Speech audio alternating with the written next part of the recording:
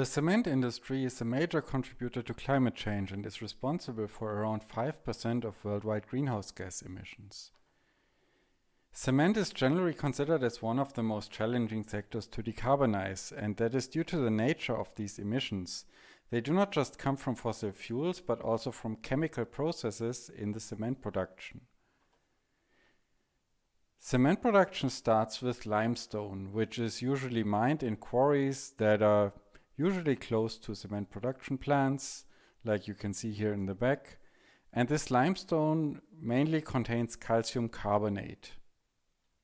Calcium carbonate consists of a calcium atom, a carbon atom, and 3 oxygen atoms. And in the cement production process, this calcium carbonate is split up into calcium oxide and carbon dioxide. So there's a chemical reaction that produces carbon dioxide. And you can really think of this as carbon dioxide coming from rocks and not from fossil fuels. This conversion of calcium carbonate into calcium oxide is called the calcination, and it is the main reason why cement has such high carbon dioxide emissions.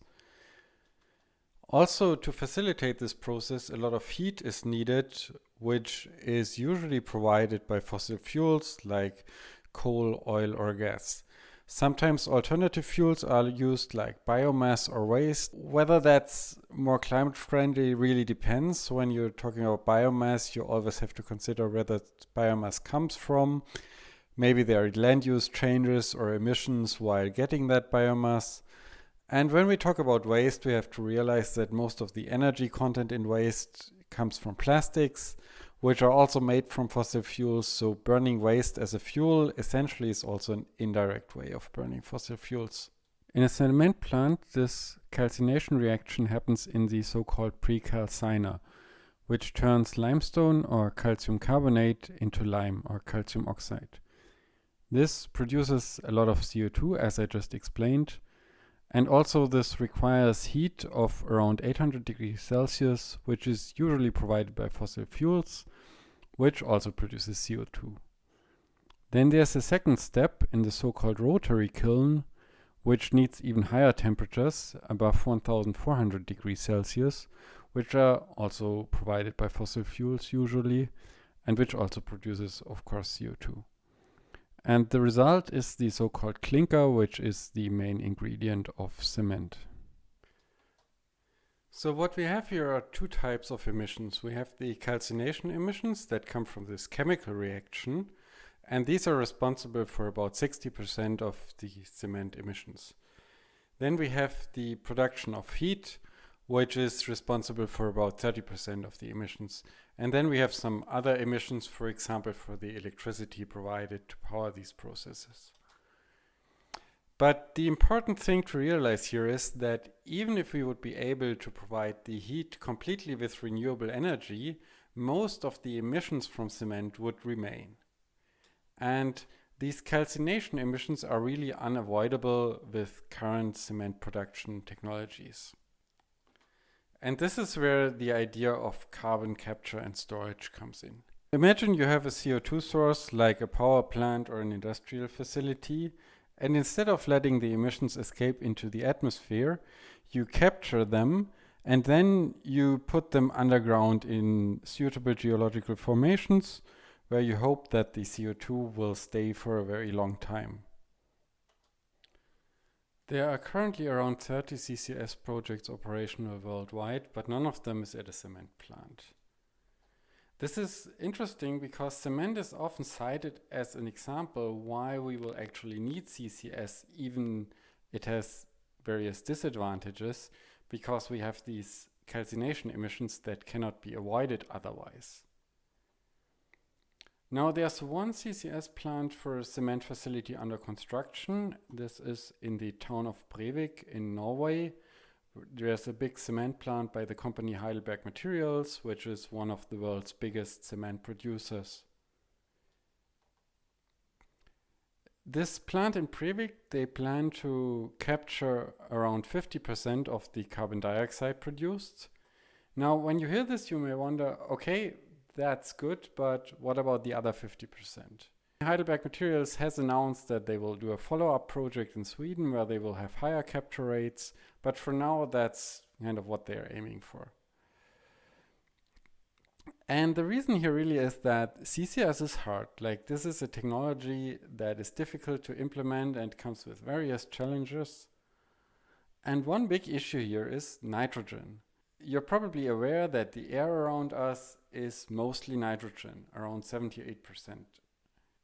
You may remember from earlier that I said the emissions from cement, they're really a mix of these calcination emissions, which is CO2, and emissions from fossil fuel combustion. Whenever you burn something in air, you get a mixture of gases. You get nitrogen, you get carbon dioxide, you get some oxygen, because not all the oxygen is used up by the combustion process. You get water vapor, and you get some other gases. And when you want to do CCS, you really only want the carbon dioxide. You don't want to store the nitrogen or the water vapor underground. You want to separate the carbon dioxide from the other gases. This separation of gases is usually done with a process called amine washing. And this process is very energy intensive, it requires a lot of heat, and it's expensive. And that is the reason why this project in Brevik is not capturing all of its emissions. They are using waste heat from the cement plant, but that is not enough to capture all the emissions.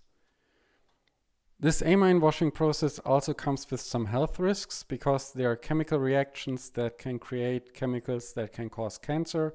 So this is also something to be aware of and to make sure that these chemicals don't get released into the atmosphere. There's an alternative way to do CCS, and that is called oxyfuel technology. And what you do there is that instead of burning something in air, you first separate oxygen from the air and then you burn in pure oxygen.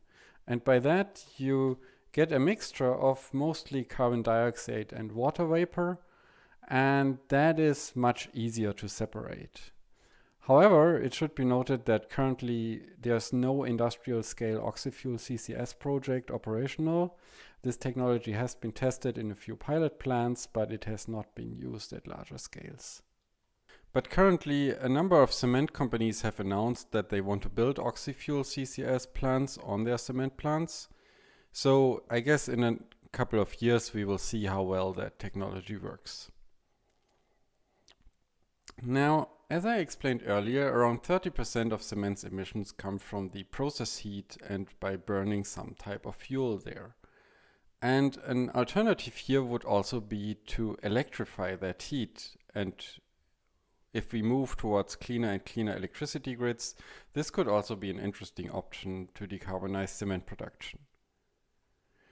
This needs very high temperatures, and the experience with such high temperature heat and electricity is limited. There are a few processes, for example in the steel industry, that use such high temperatures, but it's not something that has been widely applied in the industry, and it has not been applied in the cement industry yet. But there are a few companies that are working on this. One company, it's called Coolbrook. They're from Finland, and they have developed a technology they call a roto-dynamic heater. They have tested this in a small pilot, and what they're doing there is that they're accelerating gases to very high supersonic speeds, and then they create a shock wave, and that turns the kinetic energy into heat energy. And they hope to achieve very high efficiencies with this. And they want to apply this both to processes in the chemical industry and in cement production. And they have announced a few collaborations with cement companies where they want to try this. Another company working on high temperature electric heat is SaltX. They are from Sweden, and they have developed something they call an electric arc plasma reactor. An electric arc is essentially an artificial lightning, and by doing that, they are heating up a gas to very high temperatures, so it turns into a plasma, and then they use that to transfer the heat to a process. And this company SaltX has a collaboration with a company called SMA, and they are a QuickLime producer. And lime production is kind of very similar to cement production. It is essentially the first step of cement production, which is this calcination step. But these QuickLime plants are a lot smaller. So this is attractive for them because then they can test their technology in something that is very similar to a cement plant but smaller. And while doing that, they are also decarbonizing another industry that of course also needs to reduce its emissions. And they expect to have an industrial plant operational by 2025. So this is a very interesting project to follow. So why is this interesting with electrification? And I mean, one thing is obvious, the heat production is responsible for 30% of the emissions. And if we can provide that with clean electricity, then we can avoid these emissions. But there's another aspect, and that may be even more important. And that is that the emissions that are remaining from this calcination, they create almost pure CO2. They do not create this mixture of gases that we have from combustion processes. And that means we do not need this amine washing or oxy-fuel technology, so many of the challenges with the carbon capture process go away if you do this. And so essentially, if we do electrification for cement plants, then CCS would be a lot easier. Taking this all together, we could imagine how a cement plant of the future might look like. Again, we have our pre-calciner with the calcination reaction and the rotary kiln, but the heat is provided by electricity, which hopefully comes from clean sources.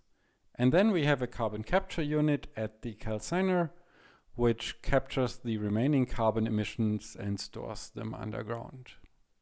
So this combination of electrification of heat and carbon capture is a very interesting opportunity for cement plants. Of course, there are other ways forward possible. We talked about oxy-fuel CCS and other types of CCS earlier. And it's also possible to think about completely new ways of making cement. There are a few startups, and I'll put a few links in the description, but that would be a topic for another video.